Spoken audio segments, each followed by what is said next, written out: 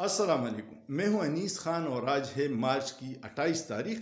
कुछ अहम खबरें हैं। एक बड़ी खबर यह है कि नेब ने बीआरटी में जो परवेज़ खटक और शहाब अली शाह के ख़िलाफ़ इंक्वायरी थी वो बंद कर दी। पाकिस्तान में करप्शन कोई मसला नहीं है, सिर्फ आपको हुकूमती पार्टी में होना चाहिए, फिर आपके सारे गुनाह माफ़ हैं। और अगर आप अपोजिशन में हैं तो आप पे कभी मोटरसाइकिल चोरी या कभी भैंस चोरी का मुकदमा भी बनेगा और आपको उसमें काफ़ी तंग किया जाएगा।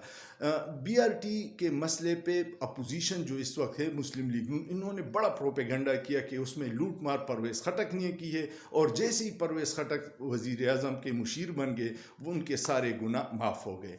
दूसरी खबर यह है कि IMF ने इजाज़त दी है हुकूमत को कि आप बिजली की यूनिट में ₹1 कमी कर सकते हैं। अंदाज़ा लगाइए, पहले इस हुकूमत ने बिजली की कीमत में ₹40 फ़ी यूनिट इजाफ़ा किया और अब भी IMF ने इजाज़त दी है तो ₹1 यूनिट कम की इजाज़त है। इससे पहले वज़ीर आज़म ने हमें खुशखबरी सुनाई थी कि पेट्रोल की कीमतों में अवाम को रिलीफ इसलिए नहीं दे रहे कि हम बिजली की कीमतों में बहुत बड़ा कमी कर रहे हैं, तो वो कमी ₹1 यूनिट थी। मैंने कहा आपको बता दूं।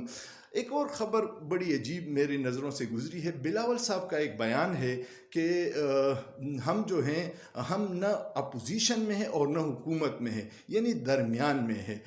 मुझे बड़ी हैरत इसलिए हुई कि सदर जरदारी साहब जो उनके वालिद मोहतरम हैं वो इस कौम के सदर हैं, मुल्क के सदर हैं। यूसुफ रज़ा गैलानी जो उनकी पार्टी के हैं वो चेयरमैन सेनेट हैं।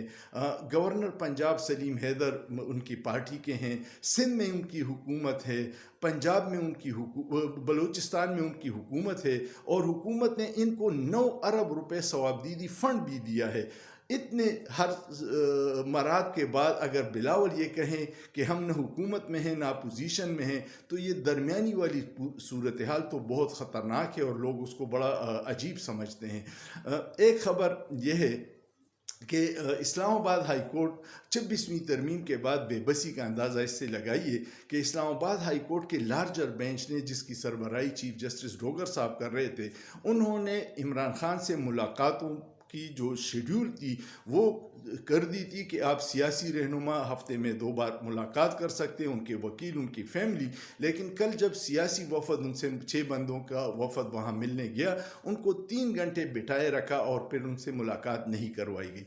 यानी इस्लामाबाद हाई कोर्ट का ऑर्डर एक सरकारी मुलाजिम जो जेल सुपरिटेंडेंट है उसने रद्दी की टोकरी में डाले है। और ये क्यों हो रहा है? क्योंकि इमरान खान का बयानिया इतना मजबूत है कि इन लोगों का करोड़ों अरबों रुपए का प्रोपेगेंडा, उसकी एक बात जब बाहर आ जाती है और वो जब कहता है कि मैं न कोई डील करूँगा न सरेंडर करूँगा और इनके सामने डट के खड़ा हूँ, तो फिर अवाम की हिमायत इमरान खान के साथ और बढ़ जाती है। और इसी चीज़ से ये बचना चाहते हैं, इसलिए रहनुमाओं की मुलाकात नहीं करवाते कि इमरान खान की जो बातें हैं वो बाहर ना आ जाए। दूसरी बात यह है कि अपोजिशन ने फैसला किया है कि ईद के बाद एक मुनज़्ज़म तहरीक चलाएंगे, जिसके लिए इमरान खान से मुशावरत ज़रूरी है और हुकूमत और इस्टेब्लिशमेंट ने इसी डर से रहनुमाओं की मुलाकात नहीं करवा रहे कि कहीं इमरान खान उनको कोई रोड मैप न दे। वरना जब इनकी ज़रूरत होती है तो फिर जेल के दरवाजे सुबह 7 बजे खुल जाते हैं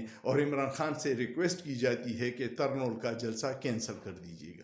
तो ये ताज़ा तरीन सूरत हाल है। जब तक इस मुल्क में रूल ऑफ लॉ नहीं होगा, आइन और कानून पे अमल नहीं होगा, न यहाँ इन्वेस्टर आएगा, न यहाँ सियासी इस्तेहकाम होगा, न दहशतगर्दी के ख़िलाफ़ कोई मुनज़्ज़म कार्रवाई हो सकती है, जब तक सियासी इस्तेहकाम और अवाम की हिमायत ना हो। तो आप दिन ब दिन जो इक़दाम कर रहे हैं, अवाम को इदारों से दूर लेके जा रहे हैं। खुदारा पाकिस्तान पे रहम कीजिए, आइन और कानून का एहतराम कीजिए, अवाम के हकीकी नुमाइंदों को इक़्तिदार और इख्तियार दीजिए, तभी ये मुल्क आगे बढ़ेगा। वरना अगर ये फरसुदा निज़ाम इसी तरह बरकरार रहा तो न अवाम को कोई सुख चैन मिलेगा, न पाकिस्तान का कोई मुस्तकबिल है।